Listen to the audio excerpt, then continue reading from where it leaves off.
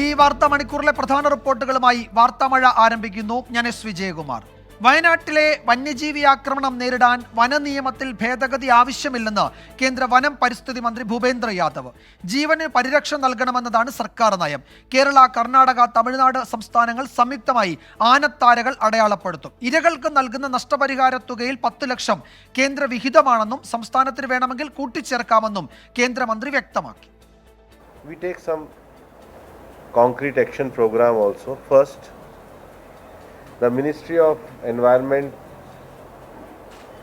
and Forest is having one center that's called a Salim Ali Center for Ornithology and Natural History, SACON, at Coimbatore. Today we decided that it is now under the Wildlife Institute of India. So our ministry will develop as a center for handholding with states like Karnataka, Kerala and Tamil Nadu on mitigation of human-wildlife conflicts. അതേസമയം വന്യജീവി ആക്രമണത്തിൽ കൊല്ലപ്പെടുന്നവരുടെ കുടുംബത്തിന് 10 ലക്ഷം രൂപ നഷ്ടപരിഹാരം നൽകാൻ കേന്ദ്ര fund ഉണ്ടായിട്ടും വയനാട്ടിൽ 1 രൂപ പോലും നൽകിയിട്ടില്ലെന്ന് ടി സിദ്ദിഖ് MLA ആരോപിച്ചു. ഇക്കാര്യത്തിൽ വനമന്ത്രി മറുപടി പറയണമെന്നും ടി സിദ്ദിഖ് ആവശ്യപ്പെട്ടു. സുർജിത്ത് അയ്യപ്പത്ത് വിവരങ്ങൾ നൽകും. വയനാട്ടിൽ നിന്ന് സുർജിത്ത്, കേന്ദ്ര വനം പരിസ്ഥിതി മന്ത്രിയുടെ നേതൃത്വത്തിൽ ഉന്നതതല യോഗം ചേർന്നു. എന്തൊക്കെ തീരുമാനങ്ങൾ വയനാട്ടിലെ ജനങ്ങൾക്ക് ഈ ഘട്ടത്തിൽ നൽകുന്നുണ്ട്, അല്ലെങ്കിൽ അത്തരം ഒരു ഉറപ്പുകൾ നൽകുന്നുണ്ടോ? അവരുടെ ആശങ്കകൾ പരിഹരിക്കാനുള്ള എന്തെങ്കിലും പുതിയ നിർദ്ദേശം കേന്ദ്രമന്ത്രി പങ്കെടുത്ത യോഗത്തിൽ ഉണ്ടായിട്ടുണ്ടോ?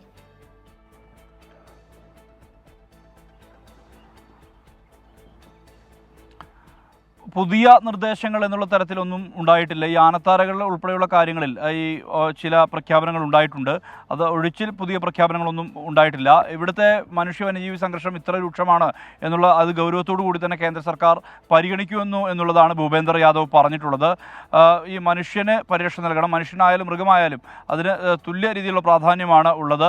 ഈ മനുഷ്യ മൃഗസംഘർഷം പഠിക്കാനും സംസ്ഥാന സഹകരണം ഉറപ്പാക്കാനും കോയമ്പത്തൂരിലെ സലിം അലി ഇൻസ്റ്റിറ്റ്യൂട്ടിന് ചുമതല നൽകും. അതോടൊപ്പം തന്നെ ഈ അപകടകാരികളായ വന്യമൃഗങ്ങളെക്കുറിച്ച് കൃത്യമായ മുന്നറിയിപ്പ് നൽകാൻ സംവിധാനം ഉണ്ടാക്കും. ഒപ്പം കേരള, കർണാടക, തമിഴ്നാട് സംസ്ഥാനങ്ങൾ ഒരുമിച്ച് ആനത്താരകൾ അടയാളപ്പെടുത്താനുള്ള നടപടിയിലേക്ക് കടക്കും. അത്തരം പ്രഖ്യാപനങ്ങളാണ് അദ്ദേഹം നടത്തിയത്. മാത്രമല്ല, ഈ ക്ഷുദ്രജീവികളെ വെടിവെച്ച് കൊല്ലാൻ, അതായത് മനുഷ്യൻ്റെ ജീവന് അപായം ഉണ്ടാക്കുന്ന ക്ഷുദ്രജീവികളെ വെടിവെച്ച് കൊല്ലാനുള്ള നടപടിക്ക് അതിൽ സംസ്ഥാനത്തിന് അധികാരമുണ്ട്. ചീഫ് വൈൽഡ് ലൈഫ് വാർഡന് അത് നിർവഹിക്കാവുന്നതാണ്. ഒരു ഫോൺ കോൾ മാത്രം മതി. അതിനപ്പുറത്തേക്ക് അവർക്ക് നടപടിയെടുക്കാം. ഒരു അറിയിപ്പ് കേന്ദ്രത്തെ അറിയിച്ചാൽ മതി. അതിനപ്പുറത്തേക്ക് അവർക്ക് ഉചിതമായ തീരുമാനം കൈക്കൊള്ളാം എന്നുൾപ്പെടെയുള്ള കാര്യങ്ങൾ അദ്ദേഹം പറയുന്നുണ്ട്. അതോടൊപ്പം തന്നെ ഇതുമായി ബന്ധപ്പെട്ട് ഈ ഫണ്ടുമായി ബന്ധപ്പെട്ട ചില അവ്യക്തതകൾ നൽകുന്നുണ്ട്. കാരണം ഈ മരിച്ചവരുടെ കുടുംബങ്ങൾക്കുള്ള ധനസഹായം 10 ലക്ഷം രൂപ നൽകുന്നുണ്ട്. അത് കേന്ദ്രവും ഈ തുക സംസ്ഥാനത്തിന് ഇതിനുവേണ്ടി നൽകുന്നുണ്ട് എന്നാണ് മന്ത്രി പറഞ്ഞത്. ഇക്കാര്യത്തിൽ അവ്യക്തത നിലനിൽക്കുന്നുണ്ട്. ഈ വന്യമൃഗ ആക്രമണത്തിൽ കൊല്ലപ്പെട്ടവർക്ക് 10 ലക്ഷം രൂപ കേന്ദ്ര ഫണ്ട് ഉണ്ട് എന്നുള്ളതാണ് മന്ത്രി പറയുന്നത്. 1 രൂപ പോലും ഈ തുക വയനാട്ടിൽ നൽകിയിട്ടില്ല എന്നുള്ള പ്രതിപക്ഷ MLA ആയിട്ടുള്ള ടി സിദ്ദിഖ് ആരോപിച്ചു. വനം മന്ത്രി ഇക്കാര്യത്തിൽ വ്യക്തത വരുത്തണം, മറുപടി പറയണം. ഈ തുക നൽകാൻ കേന്ദ്ര ഫണ്ട് 10 ലക്ഷം അനുവദിക്കുന്നുണ്ടെങ്കിൽ അത് നൽകാൻ തയ്യാറാവണം എന്ന ആവശ്യം കൂടി അദ്ദേഹം ഉന്നയിക്കുന്നുണ്ട്. മാത്രമല്ല, ഈ കേന്ദ്ര നിയമത്തിലെ ഭേദഗതി സംബന്ധിച്ച് വനം മന്ത്രി മൗനം ആണ് സ്വീകരിക്കുന്നതെന്നുള്ള വിഷയം കൂടി ഈ പ്രതിപക്ഷ MLA മാർ ചൂണ്ടിക്കാട്ടുന്നുണ്ട്. അതോടൊപ്പം തന്നെ ഈ സംസ്ഥാന ഫണ്ടാണ് ഈ 10 ലക്ഷം രൂപയായി നൽകുന്നത് എന്നുള്ള കാര്യമാണ് ഈ ഉദ്യോഗസ്ഥർ യോഗത്തിൽ പറഞ്ഞത്. അങ്ങനെയെങ്കിൽ കേന്ദ്ര ഫണ്ടായ 10 ലക്ഷം എന്തുകൊണ്ട് നൽകുന്നില്ല എന്നുള്ള ചോദ്യം IC ബാലകൃഷ്ണനും ഉന്നയിച്ചു. എന്തായാലും ഈ തുക നൽകാൻ 10 ലക്ഷം രൂപയുണ്ടെങ്കിൽ ഈ തുക മുൻകാല പ്രാബല്യത്തിൽ തന്നെ ഈ തുക കൂടി നൽകാനുള്ള നടപടി, മരിച്ചവരുടെ കുടുംബങ്ങൾക്ക് നൽകാനുള്ള നടപടി സംസ്ഥാനം സ്വീകരിക്കണം തുടങ്ങിയ ആവശ്യങ്ങൾ ഉന്നയിച്ചിട്ടുണ്ട്. എന്തായാലും ഇന്നലെ മുതൽ തുടങ്ങിയ സന്ദർശനമാണ് കേന്ദ്ര വനം മന്ത്രിയുടേത്. അദ്ദേഹം നടത്തിയ പ്രഖ്യാപനം എന്ന് പറയുന്നത് ഈ സലിം അലി ഇൻസ്റ്റിറ്റ്യൂട്ടുമായി സഹകരിച്ച് ചില നടപടിക്രമങ്ങൾ. ഇതിൽ 2 കാര്യം. ഒന്ന്, ഈ കേന്ദ്ര വനം നിയമത്തിൽ ഭേദഗതി വേണ്ട, ക്ഷുദ്രജീവികളെ കൊല്ലാൻ സംസ്ഥാനത്തിന് പറ്റും, അത് കേന്ദ്രത്തെ അറിയിച്ചാൽ മതി, ഒരു ഫോൺ കോൾ മാത്രമേ അതിന് വേണ്ടൂ എന്ന് കേന്ദ്ര വനമന്ത്രി പറയുന്നു. പിന്നെ 10 ലക്ഷം രൂപ നഷ്ടപരിഹാരം കേന്ദ്ര സർക്കാർ നൽകുന്നുണ്ട് എന്ന് പറയുന്നു. ഈ 2 കാര്യങ്ങളിലും ഇത് നടപ്പാകുന്നില്ലല്ലോ, ഈ വിഷയം നടപ്പാകുന്നില്ലല്ലോ എന്നത് പ്രധാനപ്പെട്ട കാര്യമാണല്ലോ. അതിലാരാണ് ഇനി കൂടുതൽ വിശദീകരണം നൽകേണ്ടത്? ഒന്ന്, കേന്ദ്ര ഫണ്ട് 10 ലക്ഷം രൂപ അത് വയനാട്ടിലെ ഇരകൾക്ക്, അവരുടെ കുടുംബങ്ങൾക്ക് കിട്ടുമോ?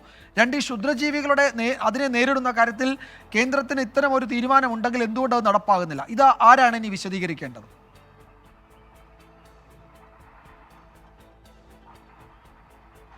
സംസ്ഥാന വനംവകുപ്പ് മന്ത്രി തന്നെയാണ് ഇക്കാര്യത്തിലൊരു വ്യക്തത വരുത്തേണ്ടത്. അദ്ദേഹം പറയുന്നത് ഇത് കേന്ദ്രം അനുവദിക്കുന്നില്ല, അതായത് ഇങ്ങനെ വെടിവെച്ച് കൊല്ലാനുള്ള നടപടിയിലേക്ക് കേന്ദ്രം അനുവദിക്കുന്നില്ല എന്നുള്ള തരത്തിലുള്ള രീതിയിലുള്ള പ്രതികരണമാണ് വനമന്ത്രിയുടെ ഭാഗത്തുനിന്നുണ്ടായത്.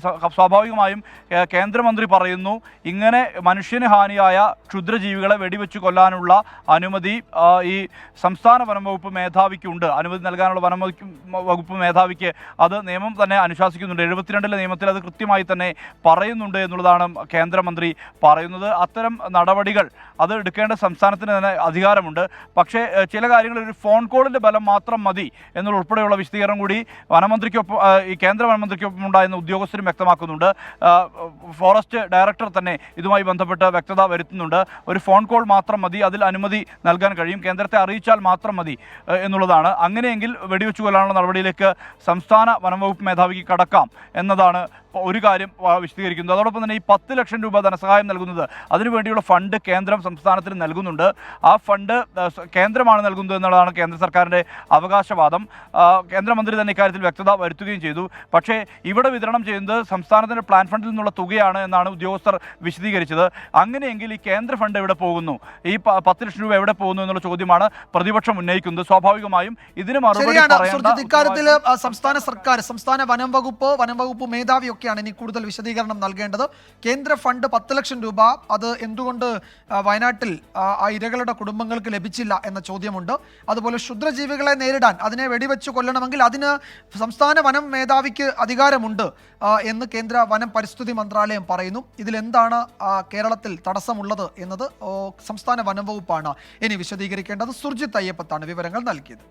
BJP-യിലെ പ്രചാരണ ഗാന വിവാദത്തിൽ സംസ്ഥാന IT സെൽ കൺവീനർ S ജയശങ്കറിനെതിരെ നടപടിക്ക് സാധ്യത. S ജയശങ്കറിനെ മാറ്റണമെന്ന് സംസ്ഥാന നേതൃത്വം കേന്ദ്ര നേതൃത്വത്തോട് ആവശ്യപ്പെട്ടു. വിവാദത്തിൽ IT സെൽ കൺവീനർ K സുരേന്ദ്രന് വിശദീകരണം നൽകി. പദയാത്രയ്ക്കിടെ ലൈവ് നൽകാൻ ഏൽപ്പിച്ച സംഘത്തിന് അബദ്ധം പറ്റി.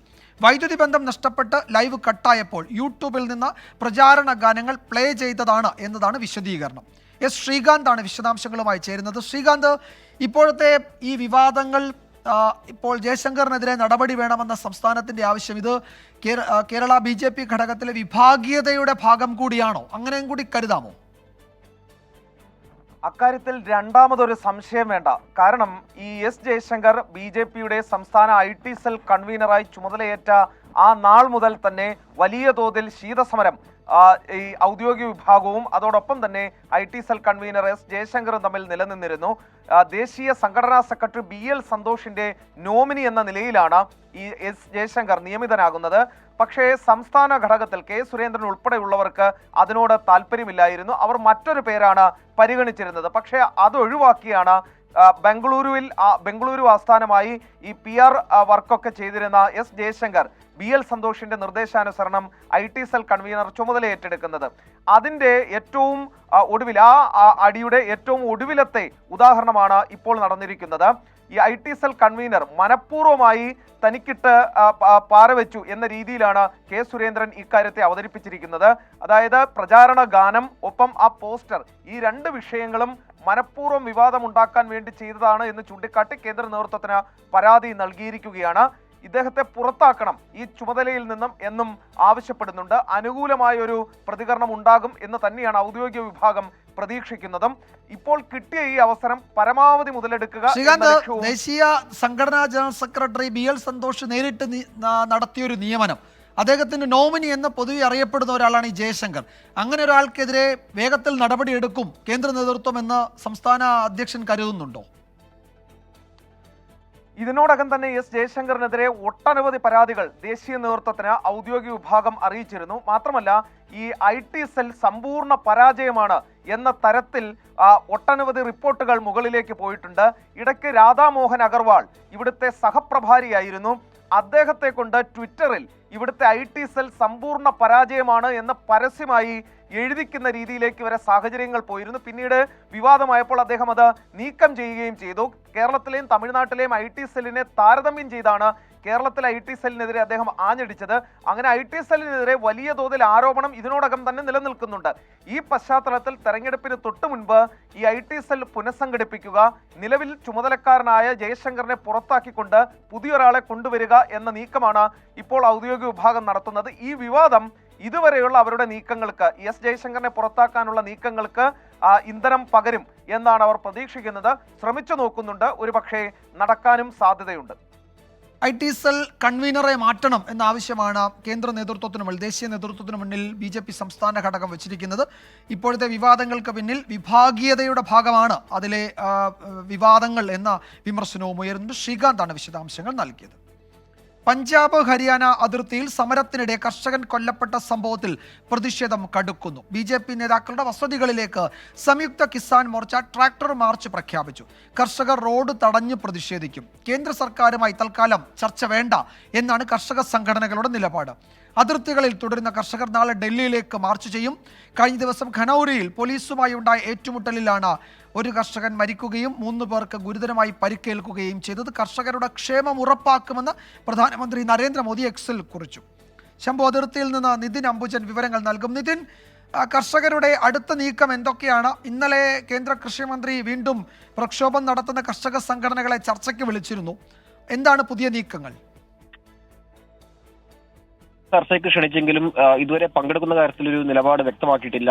നിലവിൽ സഹകരിക്കേണ്ടതില്ല എന്ന നിലപാട് തന്നെയാണ് കർഷക സംഘടനകളുടെ ഭാഗത്തും സ്വീകരിച്ചിരിക്കുന്നത്. കാരണം സമരത്തിനിടെ പോലീസിന്റെ ഭാഗത്തുനിന്നുണ്ടായ നടപടി, അതിൽ ഒരു കർഷകൻ കൊല്ലപ്പെട്ട സാഹചര്യം, ശംഭുവിലും സമാനമായ നിലയിൽ തന്നെ വ്യാപകമായ കണ്ണീർവാതക പ്രയോഗം, അതോടൊപ്പം തന്നെ റബ്ബർ ബുള്ളറ്റ് ഉപയോഗിച്ചുള്ള വെടിവയ്പ്, ഇതിലെല്ലാം തന്നെ വലിയ പ്രതിഷേധം കർഷക സംഘടനകൾക്കിടയിൽ ഉണ്ട്. അതുകൊണ്ട് തന്നെ എന്താകും ഈ കർഷക സംഘടനകളുടെ നിലപാട് എന്ന കാര്യത്തിൽ ഒരു തീരുമാനം ഇതുവരെ സ്വീകരിച്ചിട്ടില്ല. മാത്രമല്ല, പലതരത്തിലുള്ള പ്രതിഷേധങ്ങൾക്ക് ഇപ്പോൾ ആഹ്വാനം ചെയ്തിരിക്കുന്നത്.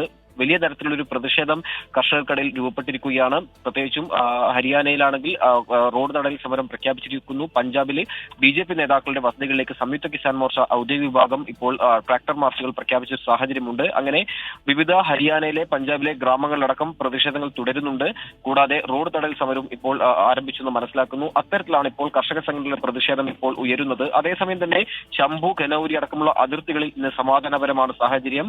കർഷകർ ഡൽഹിയിലേക്ക് പോകാനുള്ള ഒരു നീക്കം ഒന്നും തന്നെ ഇന്ന് നടന്നിട്ടില്ല. മാത്രമല്ല, 2 ദിവസത്തേക്ക് അത്തരം ഒരു നീക്കം ഉണ്ടാകില്ല എന്ന് കർഷക സംഘടനകൾ വ്യക്തമാക്കിയ ഒരു പശ്ചാത്തലത്തിൽ ശംഭുവിലും കൂടാതെ ഖനൌരിയിലും സ്ഥിതിഗതികൾ ശാന്തമാണ്. പക്ഷേ വിവിധ ഗ്രാമങ്ങൾ കേന്ദ്രീകരിച്ച് വലിയ പ്രതിഷേധങ്ങൾ ഉയർന്നിട്ടുണ്ട്. എന്തായാലും കൊല്ലപ്പെട്ട ശുഭ്കരന്റെ പോസ്റ്റ്മോർട്ടം നടപടിയിൽ ഇപ്പോൾ പുരോഗമിക്കുന്നു. ഏതാണ്ട് 3 കർഷകർക്ക് ഗുരുതരമായി പരിക്കേറ്റ് ഇപ്പോഴും ആശുപത്രിയിൽ ചികിത്സയിൽ കഴിയുന്ന ഒരു സാഹചര്യമുണ്ട്. ഇവരെല്ലാം തന്നെ ഇന്ന് കർഷക സംഘടനാ നേതാക്കൾ സന്ദർശിക്കുകയാണ്. അതിനുശേഷം മാത്രമേ ഡൽഹിയിലേക്ക് പോകുന്ന കാര്യത്തിൽ ഒരു തീരുമാനം സ്വീകരിക്കുകയുള്ളൂ. കർഷക സംഘടനകളുടെ യോഗം ഇന്ന് ശംഭുവിൽ ചേരുന്നുണ്ട്. പിന്നീട് തീരുമാനം പ്രഖ്യാപിക്കും. നിതിൻ, ഈ സോഷ്യൽ മീഡിയ പ്ലാറ്റ്ഫോമുകളിലെ കർഷക സമരവുമായി ബന്ധപ്പെട്ട പോസ്റ്റുകളൊക്കെ നീക്കം ചെയ്യണം എന്ന് കേന്ദ്ര സർക്കാരിന് നിർദ്ദേശമുണ്ടായിരുന്നു എന്ന വിവരം കൂടി ഇപ്പോൾ പുറത്തു വരുന്നുണ്ടല്ലോ. ഈ വിഷയത്തിൽ എന്തെങ്കിലും ഒരു പ്രതികരണത്തിന് കേന്ദ്ര സർക്കാർ തയ്യാറായിട്ടുണ്ടോ? ബിജുമാർ, നിലവിൽ ഇതുമായി ബന്ധപ്പെട്ട ഒരു പ്രതികരണത്തിന് കേന്ദ്ര സർക്കാർ തയ്യാറായില്ല എന്നാണ് മനസ്സിലാക്കാൻ സാധിക്കുന്നത്. എന്തായാലും കർഷക സമരം ആരംഭിച്ച മുതൽ തന്നെ അത്തരമൊരു നടപടികൾ കേന്ദ്ര സർക്കാരിന്റെ ഭാഗത്തും ഉണ്ടായി എന്നുള്ളൊരു പ്രതികരണമാണ് ഇപ്പോൾ സമൂഹ മാധ്യമ പ്ലാറ്റ്ഫോമായ എക്സിന്റെ ഭാഗത്തും ഉണ്ടായിരിക്കുന്നത്. സ്വാഭാവികമായിട്ടും നമുക്കറിയാം, വലിയ തരത്തിലുള്ള പ്രതിഷേധം കർഷക സംഘടനകളുടെ ഭാഗത്തും സമൂഹ മാധ്യമങ്ങളടക്കം ഉയരുന്നുണ്ട്. അതിനെ പിന്തുണച്ചുകൊണ്ട് നിരവധി പേർ രംഗത്ത് വരുന്ന ഒരു സാഹചര്യമുണ്ട്. ഇതിനിടയിലാണ് കേന്ദ്ര സർക്കാരിന്റെ ഇടപെടൽ മൂലം ചില അക്കൗണ്ടുകളെല്ലാം തന്നെ പിൻവലിക്കേണ്ടി വന്നു എന്നുള്ളൊരു വിവരം ഇപ്പോൾ വെളിപ്പെടുത്തൽ എക്സിന്റെ ഭാഗത്തും ഉണ്ടായിരിക്കുന്നത്. എന്തായാലും വൈകാതെ തന്നെ കേന്ദ്ര സർക്കാരിന്റെ ഭാഗത്ത് ഒരു പ്രതികരണം ഉണ്ടാകുമെന്നാണ് പ്രതീക്ഷിക്കുന്നത്. നിതിൻ അംബുജനാണ് വിവരങ്ങൾ നൽകിയത്. കർഷകരുടെ അടുത്ത നീക്കം എന്താണ് എന്നതിലൊരു വ്യക്തത ഉണ്ടായിട്ടില്ല. അവർ ഇന്ന് വൈകുന്നേരത്തോടുകൂടി അക്കാര്യത്തിൽ തുടർ നടപടികളൊക്കെ സംബന്ധിച്ച് ചില തീരുമാനങ്ങളിലേക്ക് എത്തും എന്നാണ് ഞങ്ങളുടെ ഡൽഹി ബ്യൂറോ റിപ്പോർട്ട് ചെയ്യുന്നത്. TP ചന്ദ്രശേഖരൻ വധക്കേസ് പ്രതി PK കുഞ്ഞനന്ദന്റെ മരണത്തിൽ ദുരൂഹത ആരോപിച്ച് മുസ്ലിം ലീഗ് നേതാവ് KM ഷാജി. കേസിൽ നേതാക്കളിലേക്ക് എത്താനുള്ള ഏക കണ്ണി കുഞ്ഞനന്ദനാണ് എന്നും രഹസ്യം ചോരുമോ എന്ന ഭയം വരുമ്പോൾ കൊന്നവരെ കൊല്ലുമെന്നും KM ഷാജി പറഞ്ഞു. മലപ്പുറം കൊണ്ടോട്ടി മുസ്ലിം ലീഗ് മുനിസിപ്പൽ സമ്മേളന വേദിയിലായിരുന്നു KM ഷാജിയുടെ ഈ പ്രസംഗം. കുഞ്ഞനന്ദൻ മരിച്ചത് ഭക്ഷ്യവിഷബാധയെ തുടർന്നാണ്. കണ്ണൂരിലെ എല്ലാ രാഷ്ട്രീയ കൊലപാതകങ്ങളിലും കൊന്നവർ കൊല്ലപ്പെട്ടിട്ടുണ്ട്. കുറച്ചാളുകളെ കൊല്ലാൻ വിടും, അവര് കൊന്നു കഴിഞ്ഞ് വരും. കുറച്ചു കഴിഞ്ഞ് ഇവരിൽ നിന്നും രഹസ്യം ചോർന്നേക്കുമോ എന്ന ഭയം വരുമ്പോൾ കൊന്നവരെ കൊല്ലും. ഫസൽ കൊലപാതക കേസിലെ 3 പേരെ കൊന്നത് CPM ആണ്. ഷുക്കൂറിന്റെ കൊലപാതകത്തിലെ ഏറ്റവും പ്രധാനപ്പെട്ട പ്രതി ആത്മഹത്യ ചെയ്ത വിധത്തിൽ കണ്ടെത്തിയിട്ടുണ്ട്. ചന്ദ്രശേഖർ കൊലപാതക കേസിൽ നേതാക്കന്മാരിലേക്ക് എത്താൻ കഴിയുന്ന ഏക കണ്ണി അത് കുഞ്ഞനന്ദനാണ്. എന്നാൽ ആരോപണം അടിസ്ഥാനരഹിതമാണെന്ന് കുഞ്ഞനന്തന്റെ മകൾ പി കെ ഷബ്ന പ്രതികരിച്ചു. തന്റെ പിതാവ് മരിക്കാൻ കാരണമായത് UDF ഭരണകൂടമാണെന്നും പാർട്ടിയുമായി ആലോചിച്ച് തുടർ നടപടി സ്വീകരിക്കുമെന്നും പി കെ ഷബ്ന പറഞ്ഞു. ഞങ്ങൾക്ക് അങ്ങനെ ഒരു ദുരൂഹതയും ഇന്നേ വരെ ഉണ്ടായിട്ടില്ല. എന്താന്ന് പറഞ്ഞാല് അച്ഛന്റെ അസുഖത്തിന് കൃത്യമായ ചികിത്സ അന്ന് ഭരിച്ചുകൊണ്ടിരുന്ന UDF സർക്കാർ നൽകാതിരുന്നത് കാരണമാണ് അച്ഛനെ അസുഖം ഓർത്തത്. കൃത്യമായ സമയത്ത് കൃത്യമായ ചികിത്സ ലഭിച്ചില്ല. അന്ന് ഞങ്ങൾ ഓരോ തവണയും അച്ഛന് ചികിത്സ വേണം എന്ന് കോടതി കൊടുക്കുന്ന സമയത്ത് അന്ന് ഭരിച്ചുകൊണ്ടിരുന്ന സർക്കാരിന്റെ ഭാഗത്ത് നിന്ന് അങ്ങനെ ഒരു ആവശ്യമില്ല, അതൊക്കെ വ്യാജമാണെന്ന് അവര് കോടതിയിൽ സമർപ്പിക്കും. ഒപ്പം അസുഖം അതിന്റെ വഴിക്ക് അങ്ങനെ നീങ്ങിപ്പോയി. പിന്നീട് LDF സർക്കാർ വന്ന സമയത്ത് കൃത്യമായ ചികിത്സയിലേക്ക് പോകുന്നത്. പക്ഷേ അച്ഛന്റെ അസുഖം അപ്പോഴത്തേക്ക് കയ്യിൽ നിന്ന് നിയന്ത്രണ വിധേയമല്ലാതായി മാറിയിരുന്നു. ആ കാരണമാണ് അച്ഛൻ മരണപ്പെട്ടത്. സത്യത്തില് കൊന്നത് UDFന്റെ ഭരണകൂടമാണ്. സമീർ ബിൻ കരീം മലപ്പുറത്തു നിന്ന് വിവരങ്ങൾ നൽകും. സമീർ, ലീഗ് പൊതുയോഗ വേദിയിൽ ഷാജി നടത്തിയ പരാമർശം ഇതിനോടകം വലിയ ചർച്ചയായിട്ടുണ്ട്. ഇപ്പോൾ UDF കൺവീനർ അതുപോലെ തന്നെ K മുരളീധരനൊക്കെ അതിൽ പ്രതികരണം നടത്തുകയും ചെയ്തു. അവരുടെയൊക്കെ ഭാഗത്തു നിന്ന് പ്രതികരണം ഉണ്ടാകുന്നുണ്ട്. CPM എന്തെങ്കിലും ഒരു മറുപടി അതിൽ നൽകിയിട്ടുണ്ടോ? ഇപ്പോൾ കുഞ്ഞനന്തന്റെ മകളുടെ പ്രതികരണം വന്നതിനപ്പുറത്തേക്ക് പാർട്ടി അതിൽ പ്രതികരിച്ചേക്കുമോ?